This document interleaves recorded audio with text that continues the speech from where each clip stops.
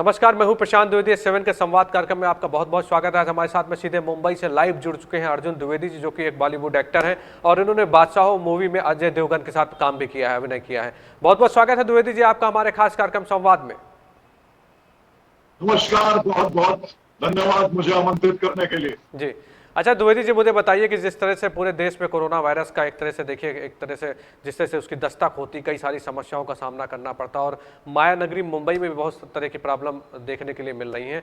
अगर जाहिर सी बात है, अगर शूटिंग्स नहीं होंगी तो आप लोगों के पास में काम नहीं बचेगा। इसको देखते हुए क्या क्या चैलेंजेस आपके सामने और किन किन चीज़ों का सामना करना पड़ा आपको? और देखिए, पिछले कुछ महीने से तो जब से लॉकडाउन स्टार्ट हुआ तो शूटिंग्स तो पूरी तरह से बंद हो गई थी। जब देश में पूरी तरह से लॉकडाउन हो गया था तो उस वक्त पूरी कैंसिल हो गई थी। तो सभी कलाकार अपने अपने घरों में ही थे। हाँ, अब जब इसकी शुरुआत हुई, अभी धीरे धीरे तो सरकार की गाइडलाइंस मिली और धीरे धीरे शुरुआत हुई। जैसा आपने देखा होगा, हमारे इंडस्ट्री के अभिनेता जी आपका एक ऐड आया था जिसमें उन्होंने ये संदेश दिया था कि अब हम धीरे धीरे काम पर निकल सकते हैं। उसके बाद से सरकार के गाइडलाइंस के हिसाब से धीरे धीरे कुछ टेलीविजन की शूटिंग शुरू हुई, जो डेली सोप्स होते हैं, जो लॉकडाउन से पहले बंद हो गए थे, किए गए थे। तो सबसे पहले वो डेली सोप्स जो टेलीविजन सीरियल्स होते हैं, उनकी शूटिंग्स कुछ शर्तों के साथ स्टूडियो वो शुरू। उसमें क्या हुआ, उसके ऊपर बहुत सारी गाइडलाइंस उनको फॉलो करने की, जो सरकार ने जिस परमिशन के तहत उनको करने के लिए आदेश दिया था। उसमें यह था कि उनको कलाकारों का, मतलब एक्टर्स का, जो उसमें काम करेंगे, उनका इंश्योरेंस भी प्रोड्यूसर्स को कराना पड़ेगा। यानी अगर कि उस यूनिट में किसी को भी कोई भी कोरोना टेस्ट होता है तो वो इलाज उसका जो है वो प्रोड्यूसर कराएगा। उसका पूरा इंश्योरेंस प्रोड्यूसर को कराना होगा। तो इन शर्तों के साथ शूटिंग धीरे धीरे स्टार्ट हुई। लेकिन द्विवेदी जी, क्या होने लगा कि कोई ना कोई एक्टर शूटिंग्स के दौरान उन सेट्स पे पॉजिटिव डिटेक्ट होने लगा। तो जैसे ही एक ही एक्टर पॉजिटिव आता था, पूरी शूटिंग रोक दी जाती थी। और ये बहुत सारे सेट्स में हुआ, बालाजी में भी हुआ और भी बड़े बड़े सेट्स में ये होने लगा। तो उसके बाद धीरे धीरे और छूट मिली और सीरियल्स की शूटिंग शुरू हुई। लेकिन अभी और कोई तरीका नहीं है, अभी शूटिंग तो करनी ही होगी। लेकिन एक बात और कहना चाहूंगा यहाँ पे कि इस ऐसी स्थिति में नए प्रोड्यूसर्स बहुत ज्यादा सामने नहीं आ रहे हैं। नए प्रोड्यूसर्स बहुत बड़ा इन्वेस्टमेंट नहीं करना चाहते हैं जी, क्योंकि अभी उनको इस बात की श्योरिटी नहीं है कि उनको कितना मिलेगा, उनको प्लेटफॉर्म मिलेगा जी, क्या ये फिल्म पाएगी या नहीं हो पाएगी और कैसे हो पाएगी। अच्छा, बहुत सारे कलाकार भी, मैं यहाँ पे एक बात और कहना चाहूंगा। बोलिए बोलिए। ये शूटिंग जब शुरू हुई तो हर एक एक्टर तैयार नहीं हुआ एक्टिंग करने के लिए या प्रोजेक्ट में काम करने के लिए। बहुत लोगों ने कर दिया कि अभी हम काम करने के लिए तैयार नहीं हैं। मतलब जरूरी नहीं है कि हर एक्टर रेडी था करने के लिए। बहुत सारे लोगों को ऑफर्स भी मिल रहे थे, वो भी शूटिंग करने के लिए तैयार नहीं थे। ऐसी स्थिति में, जबकि आप जानते हैं कि Mumbai has the highest number of corona cases. बिल्कुल बिल्कुल बिल्कुल बिल्कुल। देश में ये जो हालात है, तो सबसे ज्यादा तो मुंबई में है। तो बहुत सारे एक्टर्स मुंबई से, जैसा कि आप शायद जानते भी होंगे, हमारे दर्शक भी आपके चैनल के माध्यम से जो इस वक्त हमें सुन रहे हैं, मैं बताना चाहूंगा कि बहुत सारे एक्टर्स मुंबई से अपने अपने घरों को चले गए, बिल्कुल ठीक बात है, चले गए, हाँ ठीक देश में चले गए। है।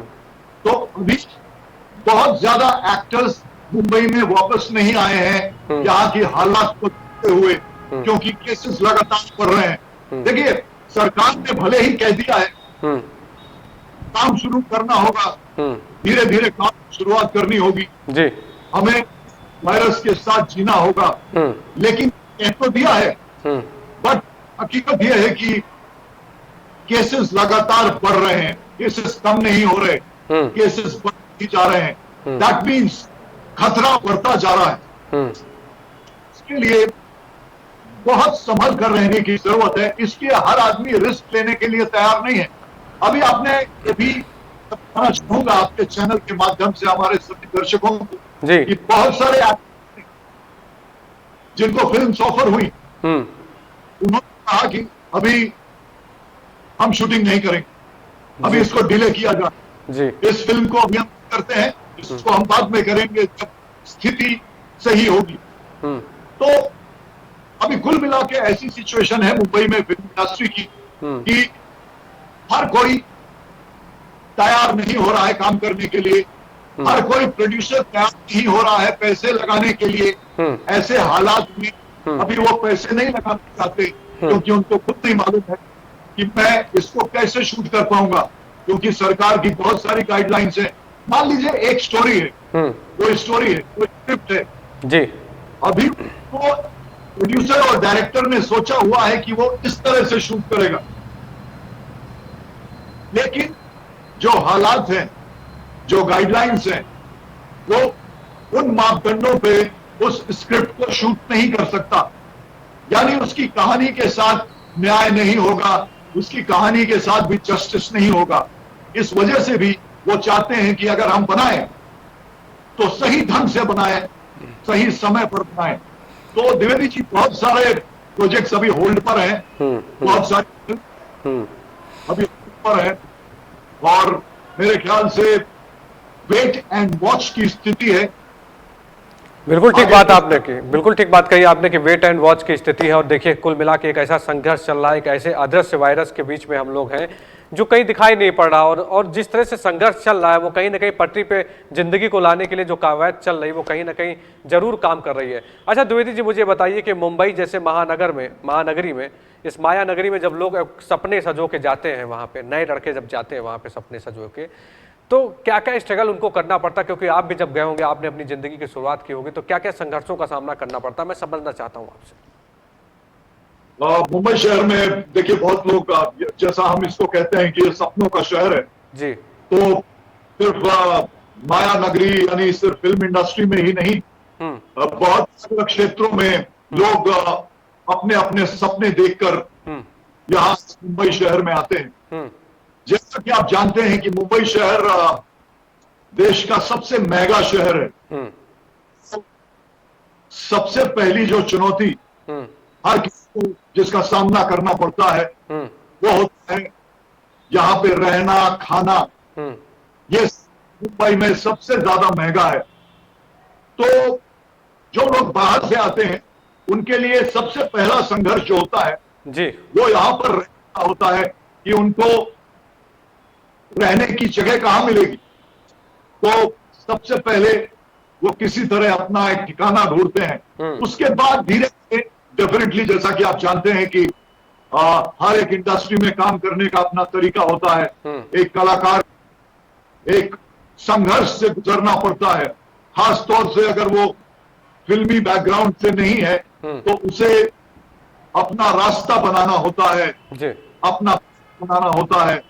यहाँ पर लोगों से मिलना जुलना होता है, प्रोड्यूसर से मिलना होता है, डायरेक्टर से मिलना होता है। हो सके तो किसी अभिनय के स्कूल में भी या किसी एक्टिंग क्लासेस में भी उसको दाखिला लेना होता है एक्सपीरियंस के लिए। कुछ लोग थिएटर करते हैं और धीरे धीरे यहाँ का जो एक प्रोसीजर है कि आपको किसी प्रोजेक्ट के लिए एक ऑडिशन देना होता है।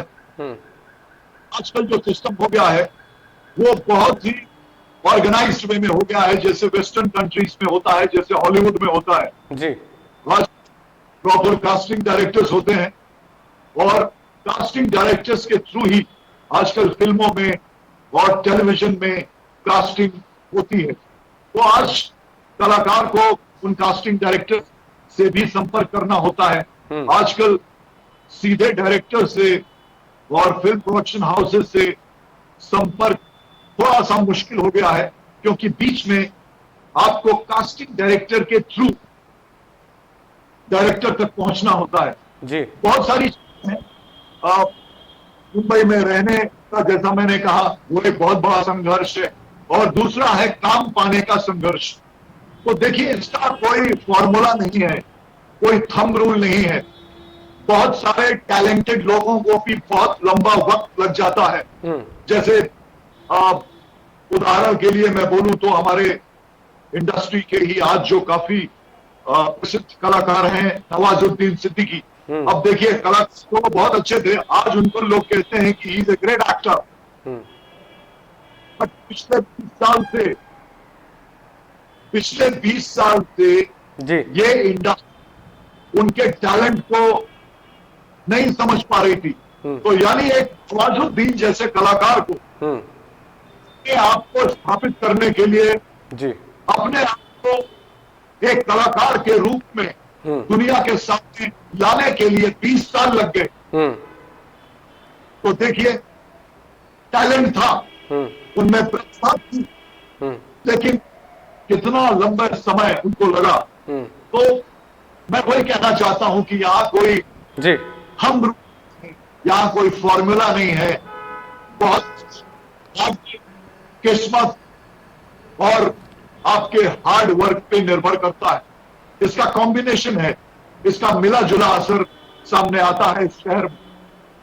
बिल्कुल ठीक बात कही आपने। द्विवेदी जी, मुझे ये बताइए कि अगर देखिए बॉलीवुड में इस समय नेपोटिज्म का एक दिखाई पड़ रहा है, मतलब परिवारवाद जो आगे बढ़ाने की बात आपने कहा साफ तौर पे आपने बताया कि अगर कोई नए घर का लड़का जाता है वहाँ पे फिल्म इंडस्ट्री में ट्राई करता है, तो अगर उसका कोई सिस्टम नहीं है तो कहीं ना कहीं पीछे हो जाता है। अभी आपने नवाजुद्दीन सिद्दीकी की बात साफ तौर पे कही कि जिस तरह से वो इन्होंने इतना बड़ा संघर्ष किया और आज किसी न किसी तरह से उनको प्लेटफॉर्म मिला तो इस जगह पर तक पहुँच गए। तो आप क्या देखते हैं बॉलीवुड में इस तरह के लगातार आरोप लग रहे हैं, परिवारवाद, भतीजावाद, चाचावाद, हर तरह के वाद दिखाई पड़ रहे हैं, कैसे देखते हैं आप इसको, इस पूरे मामले को? देखिए द्विवेदी जी, मैं ऐसा मानता हूं कि ये बात सिर्फ फिल्म इंडस्ट्री की नहीं है जी। अगर आप किसी और क्षेत्र को देखें, जैसे फॉर एग्जांपल हम अगर राजनीति को भी देखें, तो आज कोई भी जो विधायक होता है या मंत्री होता है, वो भी अपने बेटे को चुनाव लड़वाता है। वो भी अपने लड़के चाहता है कि वो विधायक बन जाए, वो भी चाहता है मेरा बेटा मंत्री बन जाए और मेरी पार्टी में आ जाए। तो ये बात देखिए फिल्म इंडस्ट्री की नहीं है। एक डॉक्टर भी चाहता है उसका बेटा उसके क्लिनिक को संभाले, उसके हॉस्पिटल को संभाले, और वो भी डॉक्टर जाए। तो आप राजनीति में भी देखिए, टैलेंट हो या ना हो, वो नेता अपने बेटे को चुनाव लड़वाता है, उसको टिकट दिलवाता है, पूरी कोशिश करता है कि वो चुनाव जीत जाए। और हो सकता है एक बहुत प्रतिभावान, प्रतिभाशाली कार्यकर्ता वो चुनाव नहीं लड़ पाता, उसको टिकट नहीं मिलती है। तो ये तो बात सिर्फ फिल्म इंडस्ट्री की होती है, लेकिन ये बात तो राजनीति में भी है। और फिल्म इंडस्ट्री में ऐसा नहीं है, टैलेंट जो है वो कहीं ना कहीं से उभरता है, उसको समय लगता है, देर लग सकती है, लेकिन प्रतिभा जो है वो बहुत दिनों तक छुपती नहीं है, वो सामने जरूर आती है। जैसे आप देख लीजिए, हमारे अभी जिसका केस बहुत ज्यादा हिंदुस्तान में जिसकी चर्चा चल रही है, जी, हमारे सुशांत राजपूत भाई, वो भी एक सामान्य परिवार से आए और एक बहुत बड़े स्टार बन गए फिल्म इंडस्ट्री में। तो उनको तो कोई नहीं रोक पाया था। नहीं तो क्या द्विवेदी जी, क्या उनको दबाने की कोशिश नहीं की गई? अगर आप देखें, लगातार महेश भट्ट पे आरोप लग रहे हैं, कई सारे लोगों पे आरोप लग रहे हैं कि उन्होंने कहीं ना कहीं दबाव जरूर डाला उस पर। और देखिए जिस तरह से टैलेंटेड थे वो, बड़ा दुख होता है कि जब आप देखते हैं, आप बहुत सारे आपके फॉलोअर्स होते हैं बहुत सारे लोग आपसे सीखते हैं, फिर ऐसी स्थितियां आती हैं कि वो दुनिया में ही नहीं है। मतलब समझ में नहीं आता कि क्या होता है। कभी कभी जिंदगी में कुछ ऐसे पहलू दिखाई पड़ते हैं कि लगता है कि आपके लिए जो आइडियल है वो क्या ऐसा काम कर सकते हैं। तो ये क्या है, मतलब कुल मिला के मैं इस बात को समझना चाहता हूं, क्योंकि आपने करीब से देखा, आपने बहुत लंबा समय जो है आप मुंबई में लगातार बिता रहे हैं। तो इस तरह की जो समस्या है कि आप किसी के घर का आदमी है तो पैरासूट से बैठा दिया गया तो उसके लिए चलो ठीक है, वेलकम है हर तरीके से, लेकिन जो संघर्ष करके आगे जा रहा है उसको उसकी बहुत सारी कहानियां हैं, बहुत सारी समस्याएं हैं। कैसे देखते हैं आप इसको? देखिए, मैं ऐसा सोचता हूं कि अगर हम सुशांत की भी बात करें, जी। अब बादशाहों में मैंने काम किया था हमारे भाई विद्युत चावल के साथ जी। और हम विद्युत भाई काफी अच्छे मित्र भी हैं और वो भी अपने बहुत सारे अनुभव मुझे बताते हैं। और अब देखिए, अगर हम सुशांत सिंह राजपूत की बात करें या हमारे विद्युत भाई जामवल की बात करें, तो विद्युत भाई दिलचस्पी के नहीं है, लेकिन आज वो एक सोलो हीरो हैं और उनकी लगातार फिल्में आ रही हैं ऐसे सोलो हीरो, और वो हिट हो रही हैं वो फिल्में आज के दौर में। आज के दौर में भी उनकी फिल्में लगातार ऑनलाइन भी हिट हो रही हैं। तो खुशी की बात है। वो फिल्म इंडस्ट्री से वो जम्मू से आए हैं और वो बेसिकली जम्मू के हैं, लेकिन आज उन्होंने अपना एक फिल्म इंडस्ट्री में वर्चस्व बना लिया है। तो ऐसा भी है कि इस तरह के कलाकार अपनी जगह लगातार बना रहे हैं जी। हाँ, ये है कि इन्हें थोड़ा सा संघर्ष ज्यादा करना पड़ता है और उनका भी यही कहना है, मेरा भी यही कहना है जी कि आपको किसी नए कलाकार को अगर वो बाहर से आया है तो आप भले ही उसे सपोर्ट ना करें बहुत ज्यादा, लेकिन रोकने की कोशिश ना करें, उसे तो दबाने का प्रयास ना करें, ये गलत करता है। उसको रोकना नहीं चाहिए, भले ही आप उसको ऊपर ना उठाओ, उसको रोको मत, उसके खिलाफ राजनीति मत करो, उसको दबाओ मत, उसकी फिल्मों को रिलीज होने से रोको मत, ऐसा नहीं होना चाहिए। उसके बाद तो कोई प्रॉब्लम नहीं है, सारे कलाकार काम कर रहे हैं, सभी लोग अपनी जगह बना रहे हैं जी। हाँ, तो इंडस्ट्री से बाहर से आता है, उसे यहाँ पैर जमाने में थोड़ा सा ज्यादा संघर्ष करना पड़ सकता है जी, ये सही।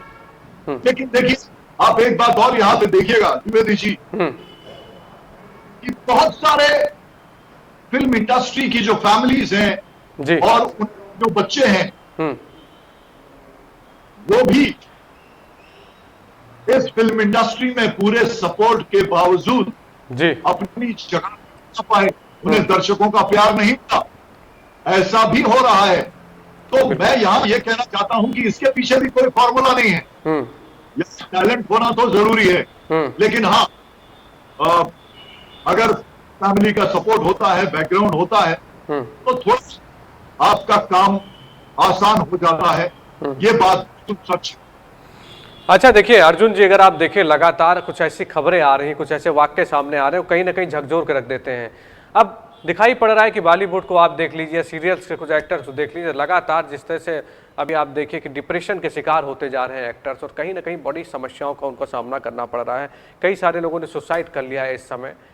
तो ये क्या परिस्थितियां बन रही बॉलीवुड और ये एक्टिंग की दुनिया में, किस तरह की समस्याएं हो रही हैं? मैं वही बार बार समझना चाहता हूं कि जिनको आप आइडियल मानते हैं, बहुत बड़ी संख्या में लोग आप लोगों के फॉलोअर्स होते हैं, और जब इस तरह के वाक्य सामने आते हैं कि अरे ऐसे भी हो सकता है, तो ये क्या हो रहा है? मतलब इंडस्ट्री किस ओर जा रही है कि डिप्रेशन का एक जो माहौल बन रहा है, इसको कैसे देखते हैं आप? देखिए, मैं यहाँ पे कहना चाहता हूं कि ये जो भी केसेस हो जाते हैं, ये हमारे सामने क्यों आ जाते हैं, ये दुनिया के सामने क्यों आ जाते हैं? सिर्फ इसलिए कि यहाँ पर थोड़ा नाम और शोहरत होती है, इसलिए उन कलाकारों का नाम सीधे अखबारों और न्यूज में आ जाता है। बिल्कुल ठीक और है। वो हाईलाइट।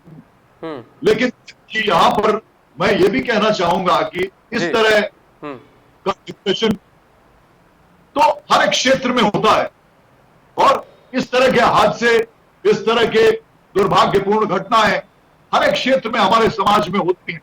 लेकिन उनका बहुत ज्यादा वो हाईलाइट नहीं हो पाता, उन्हें बहुत एक्सपोजर नहीं मिलता है, बहुत ज्यादा न्यूज में नहीं आती हैं वो बातें। न्यूज में क्या आती है, जो भी सेलिब्रिटी, जो भी एक्टर अगर ऐसा कुछ कर लेता है तो इस तरह से बोला जाने लगता है कि ये समस्या सिर्फ इंडस्ट्री में है। ऐसा बिल्कुल नहीं है, ऐसा बिल्कुल नहीं है।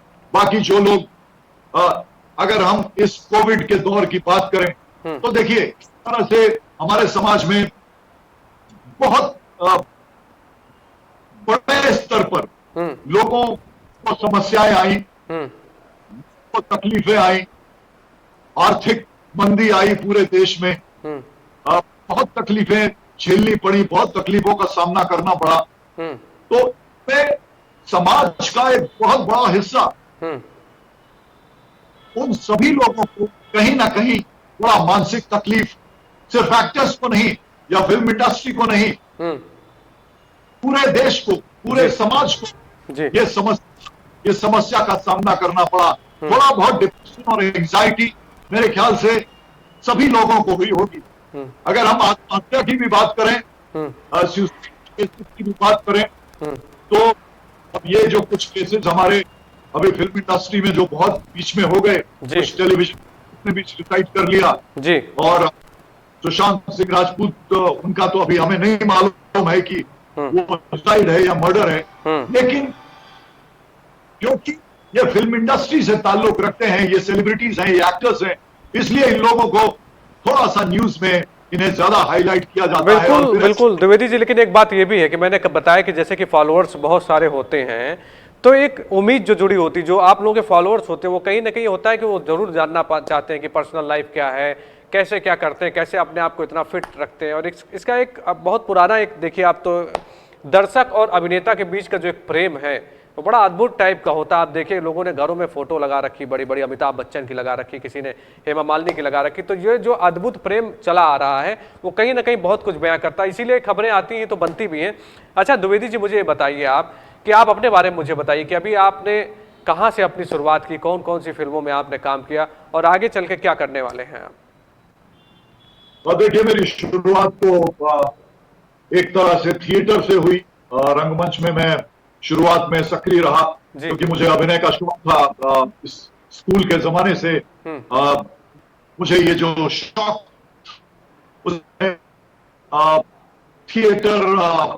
थिएटर में अप्लाई किया, थिएटर करना शुरू किया। उसके बाद मैंने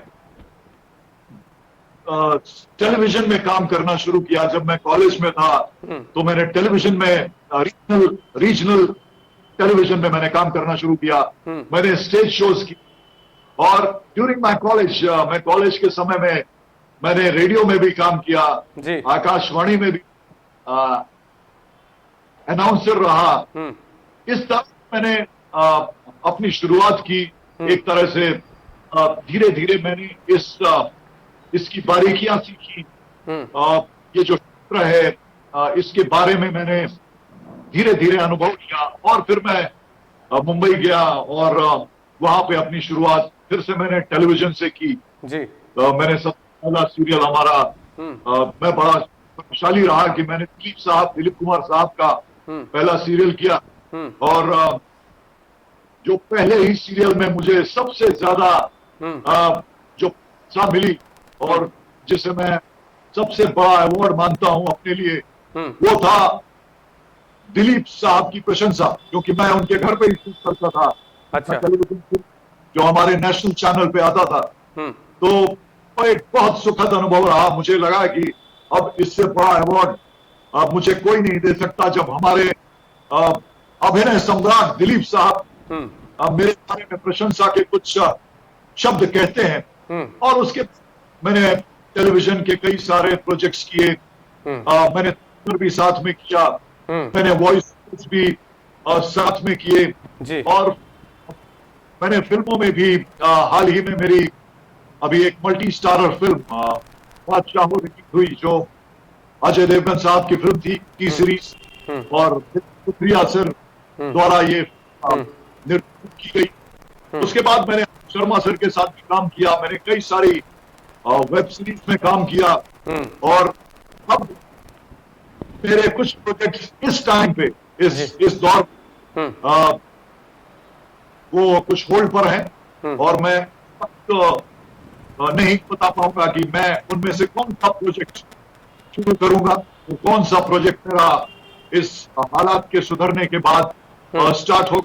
लेकिन आज जल्द ही हम हमारा कार्य शुरू करेंगे और शूटिंग शुरू करेंगे, ऐसी मैं उम्मीद करता हूं। जी, अंतिम सवाल मेरा आपसे कि जो लोग फिल्म इंडस्ट्री में ट्राई करने के लिए जा रहे हैं, जाहिर सी बात है जो भी युवा लोग जा रहे हैं उसमें, उनके लिए क्या संदेश देते हैं आपके? मुंबई माया नगरी में जाते हैं, एक सपनों को लेकर, सजो के लेकर जाते हैं अपने साथ में, उनके लिए क्या संदेश देना चाहेंगे? क्योंकि उनको स्ट्रगल भी करना है, उनको बहुत कुछ सीखना है। हमारे दर्शक जो है आपसे लगातार जुड़ रहे हैं, आपको देख रहे हैं, तो कोई ना कोई उसमें एक्टर बनने का भी उत्सुक होगा, तो उनके लिए क्या कहेंगे आप? और मैं ये सोचता हूं कि जो भी कलाकार हैं, जो कि जिन्हें भी लगता है कि उन्हें अभिनय की दुनिया में कुछ करना है, बिल्कुल, या वो जाना चाहते हैं, मेरी उनके लिए एडवाइस है कि अपनी शुरुआत, वो जिस शहर में भी है, वो अपनी शुरुआत उस शहर से करें। उस शहर के स्तर पर जो कुछ भी हो रहा है, जैसे हर शहर में एक लोकल थिएटर होता है जी, वो उसका अनुभव जरूर उन्हें लेना चाहिए। वहां पे काम करने का थोड़ा उन्हें एक्सपीरियंस लेना चाहिए, अभिनय की बारीकियां सीखनी चाहिए। और अभिनय ही नहीं, कोई सिंगर भी हो सकता है, कोई डायरेक्टर बनना चाहता है, कोई स्क्रिप्ट राइटर बनना चाहता है, बहुत सारे क्षेत्र हैं। लेकिन मैं समझता हूं अगर थोड़ा काम हम अपने शहर में या अपने राज्य में कुछ समय के लिए कर लें, उसकी शुरुआत वहां से कर लें, थोड़ा सा अनुभव ले लें, तो उसके बाद जब हम मुंबई पहुंचते हैं तो थोड़ा सा आइडिया रहता है, हमें मालूम होता है कि हमें किस तरह से काम करना है, तो वो हमारे लिए थोड़ा सा आसान हो जाता है। तो मैं उनको ये एडवाइस करूंगा कि अपने अपने शहरों में थोड़ा थोड़ा इस क्षेत्र में काम करना शुरू कर दें, अभिनय करना शुरू कर दें। अगर गायन भी करना है तो थोड़ा सा उसके बारे में कुछ प्रशिक्षण वहां पर ले लें और उसके बाद मुंबई आए और इस संघर्ष के लिए तैयार रहें और अपना मनोबल हमेशा ऊंचा रखें, तो मंजिल जरूर मिलेगी। अर्जुन जी, बहुत बहुत धन्यवाद कि आप हमारे साथ में सीधे लाइव जुड़े और आपने जिस तरह से बेबाकी से बताया, बॉलीवुड के बारे में बताया, इसके लिए आप बहुत बहुत आपका धन्यवाद। ईश्वर आपको बहुत आगे बढ़ाए और आपकी जो आने वाली फिल्में वो जरूर बहुत सक्सेस हो और इसी तरह आप आगे बढ़ते रहें। बहुत बहुत शुभकामनाएं आपको मेरी। धन्यवाद।